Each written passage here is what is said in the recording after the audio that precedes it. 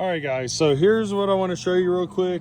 This is a quick tip for you when you're trying to set up your table saw for a cut.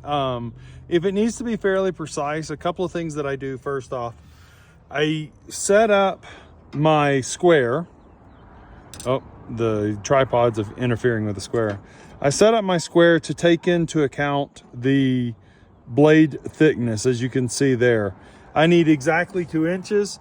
The blade says it's got an 1/8 inch kerf on it. I don't ever go by that as an absolute. They can be a 1/16 or so off sometimes. So I actually measure out the thickness of the kerf, and then I set, of course, your teeth are offset on your kerf. You've got one outside, one inside, one outside, one inside. So make sure that your inside tooth is in line with the thickness that you need, in this case 2 inches. Then I'm going to move my fence over, and you want to make sure that it's as square as possible to your square. And then I tend to hold down the fence with one hand, and then I shift it with the other hand to make sure it's still square, hold it down, and then lock it into place. You might still get a little bit of a walk on it. That's a problem that I have with this rigid saw. It's common. I've heard about this from other people as well. So certain saws are better, and then you might have to work it again. And now I've got it where I need it to be. Now this is exactly what I need. And now I've got a 2 inch spacing there for my reduction of my wood to rip it down to 2 inches. And now I can use my saw and get the 2 inch cut that I need.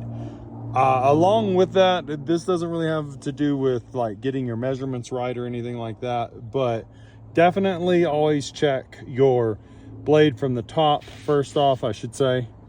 And then I go down here to my riving knife, sorry, and then I check it there. And yeah, we're still good. Try not to scratch your tabletop with your metal squares. And then of course, in this case, because I am reducing it down from like a 2 3/4 to a 2 inch, I'm going to actually use a fingerboard here, or a feather board, whatever you want to call them. And I am going to use that to control tension against the fence. Now, to be fair, this isn't absolutely necessary with what I'm doing in this case, because the trim wood that we're using is from Home Depot.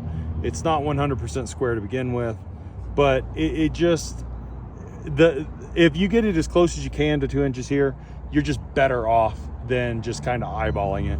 But if you had used the gauge on the saw itself, as you can see, there's the fence. It says 2 inches. And you can see that it's just under the 2 inch mark, and it works as well. It just would be a little bit less precise. So depending on what you're doing, this comes from my efforts as a furniture builder in the past, and still a hobbyist furniture builder now.